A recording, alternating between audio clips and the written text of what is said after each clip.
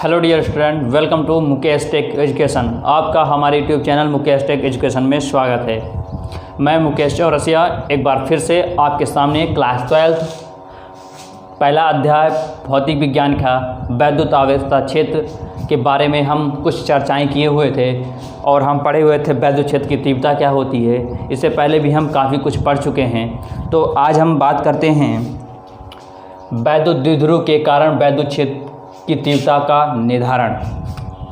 ये जो टॉपिक है ये परीक्षा की दृष्टि से बहुत ही ज़्यादा महत्वपूर्ण है, क्योंकि आप कोई भी बुक उठाइए या कोई भी नोट्स उठाइए, आपके हर एक बुक में हर एक नोट्स में ये लगातार पूछा जाने वाला प्रश्न है।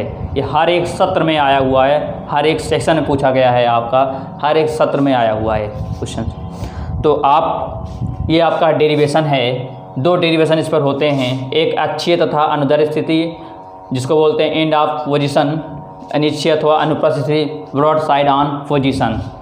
तो हम स्टेप बाय स्टेप पहला क्लियर करेंगे, फिर दूसरा क्लियर करते हुए आगे की तरफ बढ़ेंगे। तो इसको आप बेसिक से बहुत ध्यान से देखिएगा वीडियो, ठीक है, तभी आपको आएगा, अन्यथा आपको आपके माइंड से ये मिस हो जाएगा। तो चलते हैं, शुरू करते हैं। शुरू करने से पहले हम जानेंगे क्या कि अक्षीय क्या होता है, निरक्षीय क्या होता है। अगर यहाँ से हम अक्षीय जानेंगे, अक्षीय क्या होता है, समझिए अक्षीय क्या होता है। ये क्या है, एक बिंदु है जिस पर माइनस क्यू होता है और क्या होता है, प्लस क्यू होता है, आवेश होते हैं। अगर इसी के अक्ष पर मान लीजिए यहाँ पर बढ़ा दिया हम, ये क्या इसका अक्ष तो है, अगर इसी के अक्ष पर हम क्या निकालें, वैद्युत क्षेत्र की तीव्रता। मान लीजिए यहाँ P कर दिया, यहाँ क्या कर दिया, P कर दिया, ठीक है। तो इसी के अक्ष पर हम यदि इसी के अक्ष पर क्या निकालेंगे, वैद्युत क्षेत्र की तीव्रता निकालेंगे, तो ये क्या कहलाता है, हमारा अक्षीय कहलाता है। निरक्षीय क्या होता है, यदि ये क्या है माइनस क्यू है, ये क्या है प्लस क्यू है, और हम यहाँ पर इसके अक्ष पर ना करके हम कोई यहाँ इस बिंदु पर, कहीं इस बिंदु पर निकालें, कहीं यहाँ पर निकालेंगे, मतलब अक्ष पर नहीं निकालेंगे। क्या वैद्युत क्षेत्र की तीव्रता हम अक्ष पर ना निकाल कर कहीं दूसरी जगह निकालेंगे, तो क्या कहलाएगा, हमारा निरक्षीय स्थिति कहलाएगा। क्लियर है। तो हम चलिए बात कर लेते हैं पहला क्या, अक्षीय तथा अनुदैर्ध्य स्थिति, ठीक है। चलिए हम बात कर लेते हैं अक्षीय तथा अनुदैर्ध्य स्थिति क्या होता है, इसको समझते हैं। इसका निगमन कैसे होता है हम आपको करके दिखाते हैं बहुत आसान तरीके से। चलिए डियर स्टूडेंट, आगे चलते हैं और समझते हैं अक्षीय तथा अनुदैर्ध्य स्थिति होता क्या है। ध्यान दीजिए थोड़ा सा, यहाँ आप देखे थे, यहाँ पर दो आवेश थे, एक माइनस क्यू था, एक प्लस क्यू था, यही देखे थे ना। और इसकी लंबाई क्या माने थे हम, इसकी लंबाई जो थी वो कितनी थी, मान लीजिए यहाँ से इसकी लंबाई कितनी थी, इसकी लंबाई थी 2L है, और इसका मध्य बिंदु मान लेते हैं O है। क्या है मध्य बिंदु, O है। ध्यान दीजिएगा, ये वैद्युत द्विध्रुव है, इस पर दो आवेश लगे हुए हैं, माइनस क्यू प्लस क्यू। इसकी पूरी लंबाई कितनी है 2L, और इसका मध्य बिंदु क्या है, O है। और हम करते क्या हैं, अक्षीय कह रहा, इसका हम अक्ष थोड़ा बढ़ा देते हैं और इसका नाम क्या रख देते हैं, P। इसका नाम क्या रख देते हैं हम, P। क्लियर है।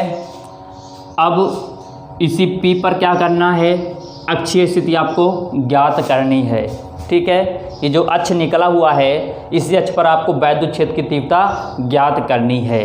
तो ध्यान दीजिए, यहाँ पर प्लस क्यू है, तो धन आवेश के कारण जो वैद्युत क्षेत्र की तीव्रता होगी वो बाहर की तरफ होगी। कहाँ होगी, ये बाहर की तरफ होगी। तो इसको क्या कर दिया, यहाँ से बढ़ा कर लिख दिया E1 मतलब वैद्युत क्षेत्र की तीव्रता होती है, जिसको हम E से डिनोट करते हैं, E1 हो गई। क्यों, क्योंकि ये क्या है, ये बाहर की तरफ इसलिए है क्योंकि यहाँ पर क्या है, धन आवेश है।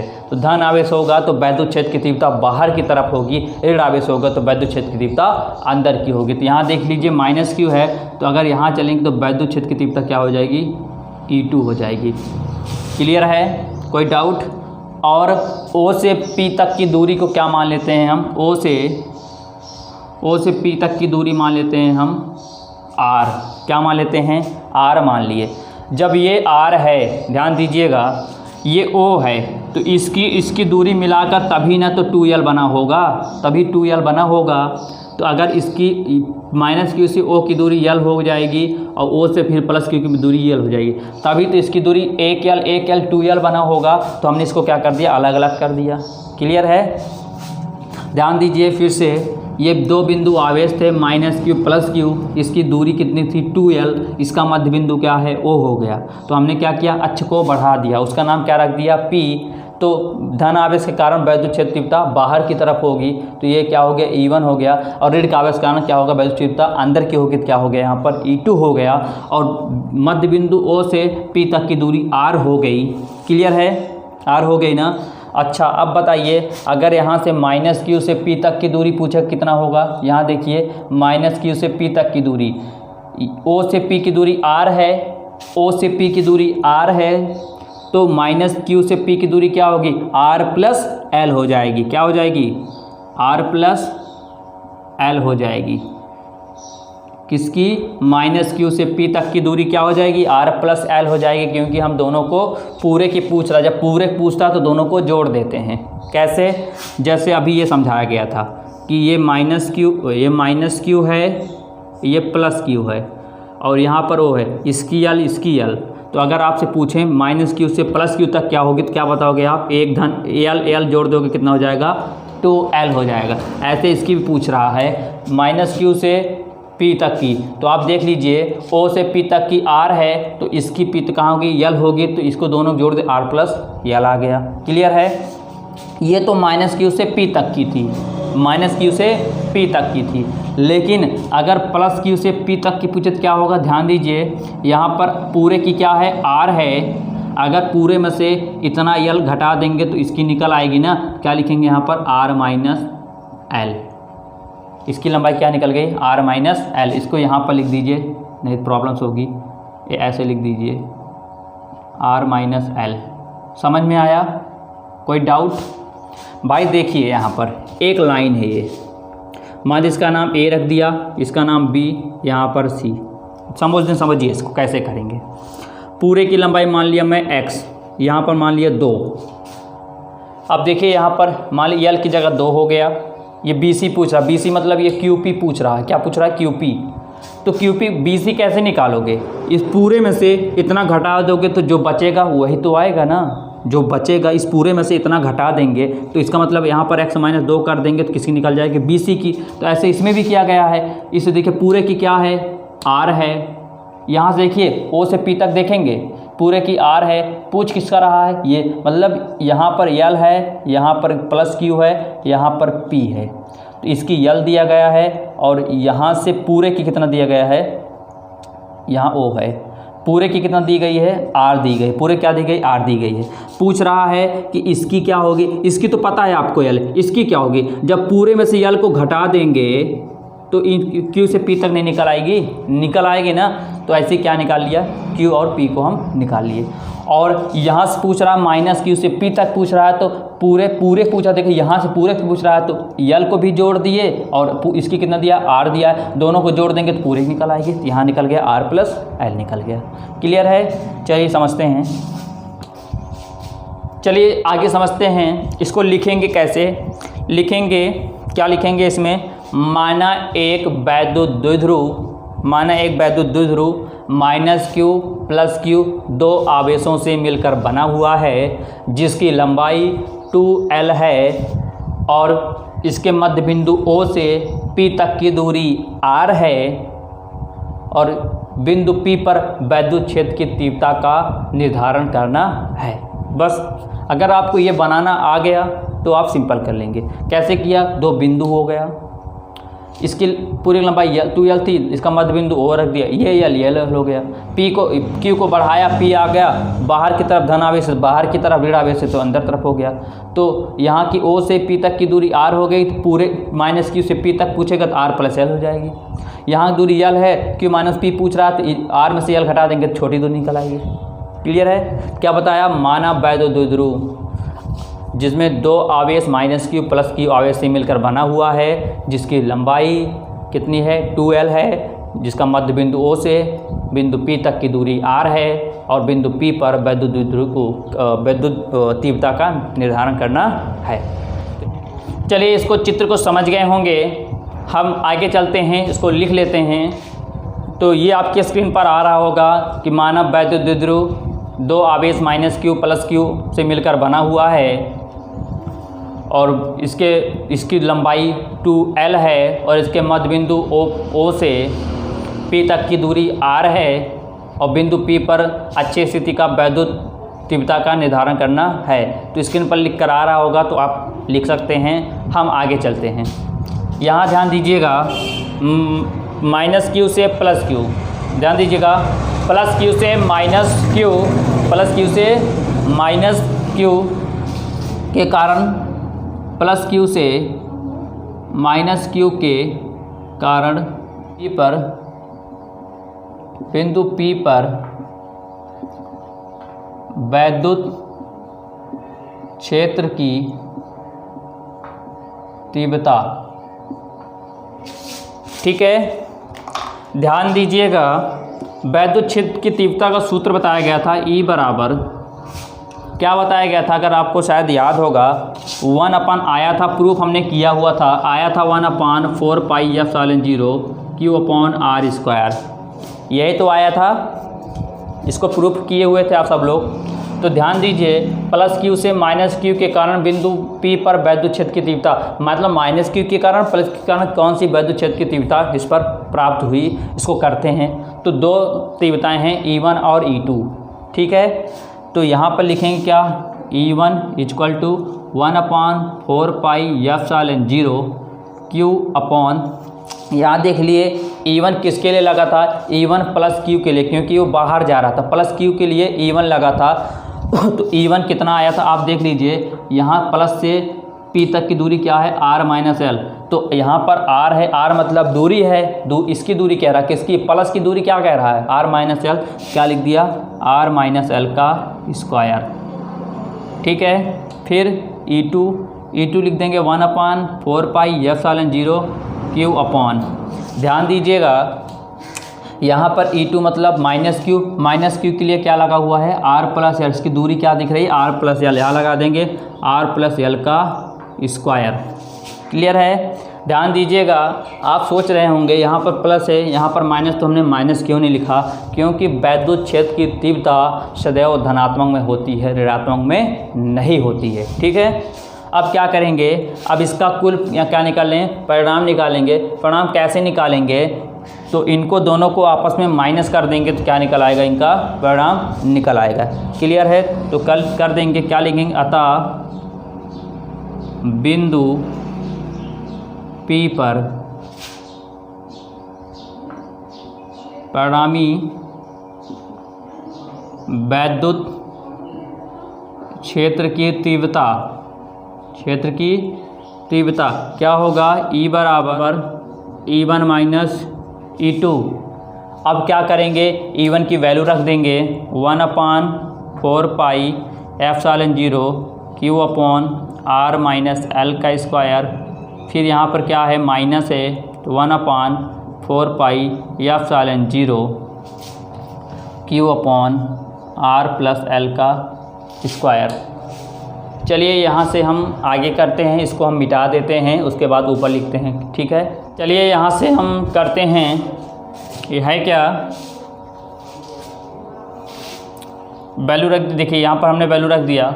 अब आपको देख लीजिए, यहाँ से 1/4 पाई ε0 Q, 1/4 पाई ε0 कॉमन मिल रहा है, यहाँ से कॉमन ले लेंगे तो होगा 1/4 पाई ε0, यहाँ से Q बचे कितना अंदर, 1/r-l का स्क्वायर, फिर 1/r+l का स्क्वायर।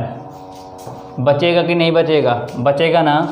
चलिए यहाँ से ध्यान दीजिएगा, कैलकुलेशन समझिएगा आप लोग, 1/4 पाई ε0 Q, यहाँ से देखिए, यहाँ से इसको क्या लिख सकते हैं, यहाँ भी स्क्वायर, यहाँ भी स्क्वायर, तो लिख सकते हैं r-l और r+l, यहाँ से लिख दीजिए कितना, क्या हम इसको इस तरह लिख सकते हैं, लिख सकते हैं कि नहीं लिख सकते, लिख सकते हैं ना भाई, क्योंकि R minus L R plus L हम जानते हैं जब आधार अलग अलग होंगे और घातें समान रहती तो इस तरह लिख देते हैं। इसको इस तरह लिख सकते हैं ना, इनको गुणा करा के घात को अलग कर दिया, ऊपर लिख दिया, क्योंकि घात दोनों की बराबर थी। अब इसका करा दीजिए क्रॉस मल्टीप्लाई, हो जाएगा आर प्लस एल का square minus R minus L का स्क्वायर।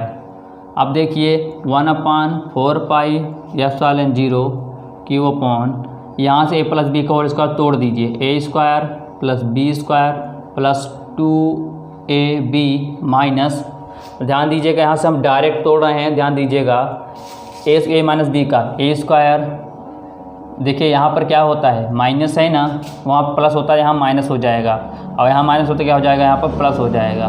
कैसे?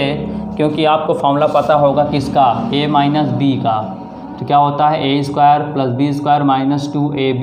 लेकिन देखिए यहाँ क्या है, माइनस है बाहर, जब माइनस है तो ए बन जाएगा माइनस, ए बन जाएगा प्लस, तो वही चीज़ है, यहाँ आर था यहाँ एल था, तो यहाँ आर कर दिया गया, यहाँ एल कर दिया गया, यहाँ आर यहाँ एल, तो वही चीज़ लिखा गया है डायरेक्ट। ध्यान दीजिए, गलती नहीं करना आपको, ठीक।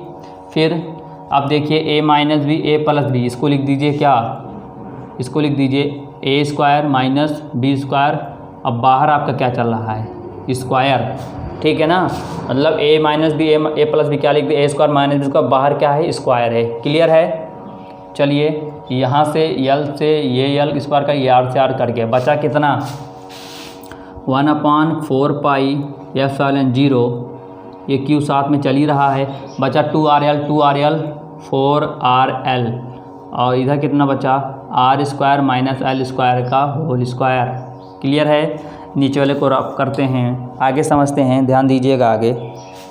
1/4 पाई एप्सिलॉन 0, यहाँ पर क्यू है, ध्यान दीजिए ये 4 है ना, 4 को हम तोड़ देंगे, किसमें 2 गुणे 2 में, तोड़ सकते हैं कि नहीं तोड़ सकते, तोड़ सकते हैं ना, R square minus L square का होल स्क्वायर, क्लियर है।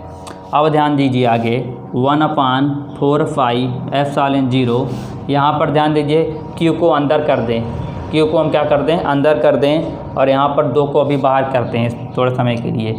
यहाँ 2 को जब अंदर 2 बाहर हो गया, यहाँ बचा 2, क्यू को अंदर कर दिया, क्यू यहाँ एल कर दिया, आर को हटा दिया बाहर कर दिया, यहाँ अंदर कितना बचा R square minus L square का होल स्क्वायर, क्या होल स्क्वायर, क्लियर है।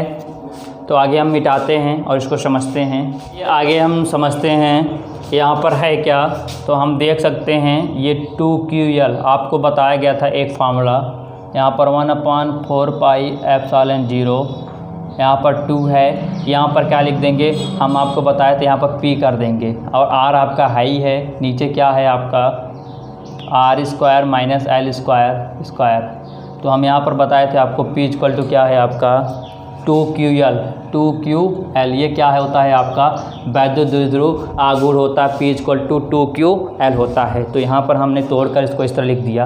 अब ध्यान दीजिएगा, अब यहाँ से ध्यान दीजिएगा, ठीक। तो देखिए यहाँ पर क्या है कि यदि द्विध्रुव अत्यंत अल्प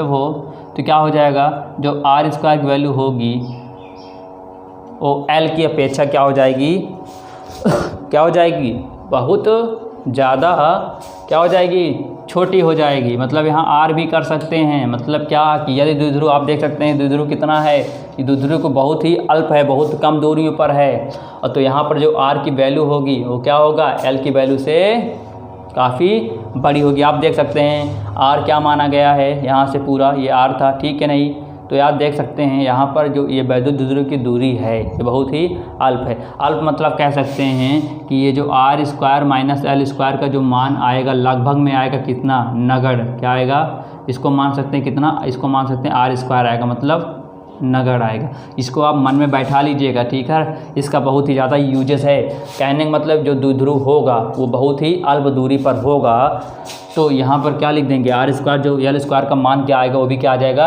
आर स्क्वायर के बराबर, मतलब नगण्य आ जाएगा, ठीक है। तो यहाँ से हम करते हैं, इस लाइन को ड्रॉ करते हैं, आगे देखते हैं। देखिए 1/4 पाई एप्सिलॉन 0 2PR, यहाँ पर क्या लिख देंगे, देखिए हमने क्या लिखा है आर स्क्वायर, अब बाहर क्या है स्क्वायर, तो 1/4 पाई एप्सिलॉन 0 तो 2pr नीचे क्या है r, दो क्या हो जाएगा 4, r की घात 4 हो जाएगी, एक r से एक r कैंसिल हो गया, कितना आया 1/4 पाई या साइन 0 2p/r³। यही आपका निगमन आ गया। क्या वैद्युत क्षेत्र की तीव्रता हमारी निकल गई। क्लियर है। तो आपको समझ में ये चीज़ प्रॉब्लम आ रही होगी। तो यदि द्विध्रुव अत्यंत अल्प हो, मतलब जो द्विध्रुव है ये दो बिंदु ये बहुत ही समीप होंगे, तो जो ये यल का मान होगा, जो हम यल का मान जो होगा वो आर के अपेक्षा बहुत ही कम होगा। क्लियर है ना। तो समझ रहे हैं ना, समझ रहे हैं। कहने का मतलब मान लीजिए द्विध्रुव बिंदु है, इसकी लंबाई यल है, तो ये जो यल होगा और जब हम आर मानेंगे तो आर के अपेक्षा जो यल होगा बहुत ही कम होगा। क्या होगा, कम होगा। जब कम होगा तो जो r² - l² हो जाएगा, ये किसके बराबर हो जाएगा, r², मतलब नगण्य के बराबर हो जाएगा। ठीक है। तो r² कर दिया 2 दूना 4, तो एक r से एक r करें 2p/r³। तो ये था आपका अच्छी स्थिति, अनुदैर्ध्य स्थिति। तो उम्मीद करता हूँ ये टॉपिक आपको समझ में आया होगा, और आप एक बार देखिएगा, 2 बार देखिएगा, 3 बार देखिएगा, और 100% श्योर है कि आपको ये समझ में आ जाएगा। बहुत ही मोस्ट इंपॉर्टेंट क्वेश्चन है, हर साल आपके एग्ज़ाम में आता है, और आप इस पर मेहनत कीजिए। ठीक है। जो भी डाउट्स हो फिजिक्स में, आप हमारे कमेंट बॉक्स में अपने डाउट को मेंशन कर सकते हैं, ताकि हम आपके डाउट्स को पढ़कर आपके डाउट्स को क्लियर कर सकें। तो कल मिलते हैं नेक्स्ट लेक्चर में। तब तक के लिए गुड बाय, धन्यवाद।